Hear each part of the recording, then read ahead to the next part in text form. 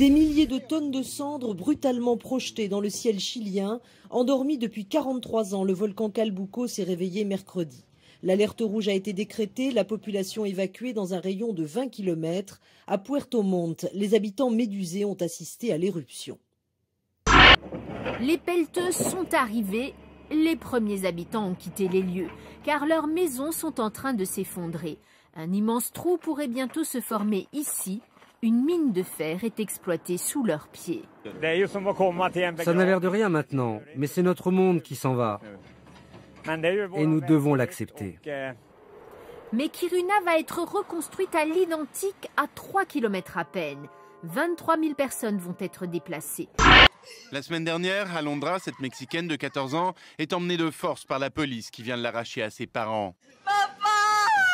On la met ensuite dans un bus direction les États-Unis. Là-bas, sa mère biologique veut la récupérer. Elle a été enlevée il y a 10 ans et ramenée au pays par son père mexicain. La police a fait son enquête, elle agit sur un mandat d'Interpol. La vidéo fait le tour des réseaux sociaux, les médias se mobilisent et les amis et parents mexicains d'Alondra obtiennent enfin qu'on fasse un test ADN aux États-Unis. Et là, surprise, Alondra n'est pas la fille de l'américaine. C'est une erreur. Elle est rentrée aujourd'hui chez ses vrais parents mexicains, mais sans cette vidéo, elle serait encore aux États-Unis chez une inconnue. Alors vous allez voir, c'est la petite tache indiquée par la flèche au début. Il filme le coucher du soleil à Perth en Australie. Sauf que son engin n'a plus de batterie et commence à perdre de l'altitude et à se diriger dangereusement vers l'eau. C'était sans compter sur la témérité du propriétaire. Course folle, rocher, rien ne l'arrête. Même l'eau, il entre dans l'eau, brave tous les dangers. Il parvient enfin à sauver le drone de la noyade à 30 cm seulement avant qu'il ne touche l'eau. Et on peut comprendre son soulagement, le drone coûtait 1 500 €. Ouais, il était très motivé. Elles vivent dans des eaux tempérées.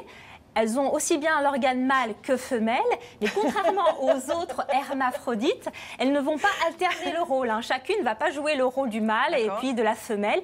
Tous les deux, vous allez voir là, c'est le pénis. Alors ça c'est pour vous, Benoît. Ce que vous voyez au milieu là, c'est le pénis des deux. C'est pas canard, c'est le pénis de la limace. C'est les deux pénis qui s'enroulent et chacun essaye vraiment de féconder l'autre. Donc c'est une copulation forcée, mais partagée par les deux.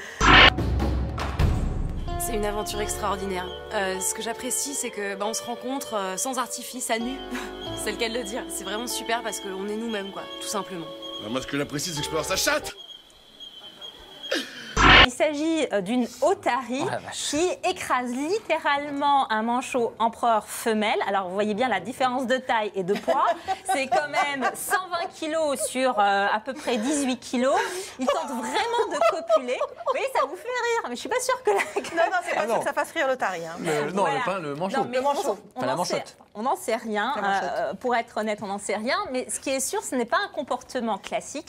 Une découverte impressionnante en Chine. 43 œufs de dinosaures ont été trouvés sur un chantier dans le sud du pays. Certains sont très gros, jusqu'à 13 cm de diamètre. On ne sait pas encore de quelle espèce ils sont issus. Ils doivent être analysés. La commune de Heiyuan, où ces œufs ont été découverts, détenait déjà le record du monde du plus grand nombre d'œufs de dinosaures retrouvés, près de 17 000, depuis 1996. Un peu plus tard, à la nuit tombée, cette deuxième éruption, un panache de fumée de 20 km de haut. Le sol est recouvert de cendres. Les habitants doivent évacuer. Nous sommes partis tout de suite, nous avons pris quelques affaires et là, nous venons récupérer ce qui reste. Je m'occupais de mes animaux dans la montagne quand ça a commencé. On a tout de suite pris la route. Endormi depuis 54 ans, le volcan ne montrait aucun signe récent d'activité, d'autant plus inquiétant pour les spécialistes. Environ 10 000 nouvelles espèces ont été répertoriées, principalement des micro-organismes, mais aussi des mammifères, des oiseaux ou des batraciens. Parmi ces découvertes, l'Olinguito, un cousin du raton laveur qui vit dans les forêts des Andes. Cet escargot, regardez, translucide, découvert en Croatie, ou encore une grenouille des forêts équatoriennes qui change d'apparence pour tromper ses prédateurs. Notez qu'à l'inverse, jusqu'à 50 000 espèces disparaissent chaque année.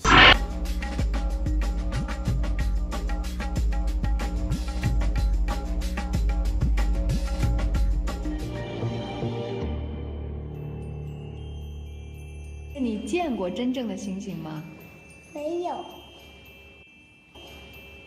过蓝颜色的天吗？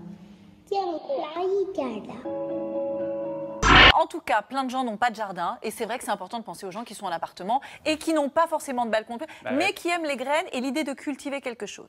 Alors, un petit truc tout simple quand on n'est pas le marquis de Baraton, parce qu'on n'a pas tous la main forcément très verte, ce sont le château de Versailles sous la main. Bien sûr, voilà, on a des fois un simple placard peut suffire. Ah. Et qu'est-ce qu'on fait pousser dans un placard? Des graines, de l'herbe, des haricots, des champignons. C'est une soupe, hein. Voilà ce qu'on trouve dans une soupe. Si tu as envie de t'étouffer, vas-y, continue. Sinon, arrête. Si tu manges ça, tu meurs. J'ai commencé à manger. Et j'ai commencé à trouver des arêtes, un peu des arêtes de partout. Ça, c'est pas possible. Et dans l'assiette de Jennifer, quand j'y vais, il y avait une arête qui tue un homme. Hein. Les Chinois ont installé de gigantesques panneaux. Des appels à l'excellence et à la concentration absolue. Mais leur dernière astuce se trouve à quelques mètres des machines, des dortoirs, pour que l'usine puisse fonctionner 24 heures sur 24. Voici les logements de nos travailleurs éthiopiens. Ah, tiens, en voilà un. On construit des dortoirs pour tous nos ouvriers. Comme ça, dans 2 ou 3 ans, tous nos travailleurs éthiopiens pourront dormir sur place. Quand on regarde la télé, on voit dans les films des gens qui possèdent des choses incroyables, des choses que nous n'avions encore jamais vues, de belles choses qui nous donnent envie de partir. Leur vie nous plaît, tout y est différent. Il y a de la couleur dans le téléviseur.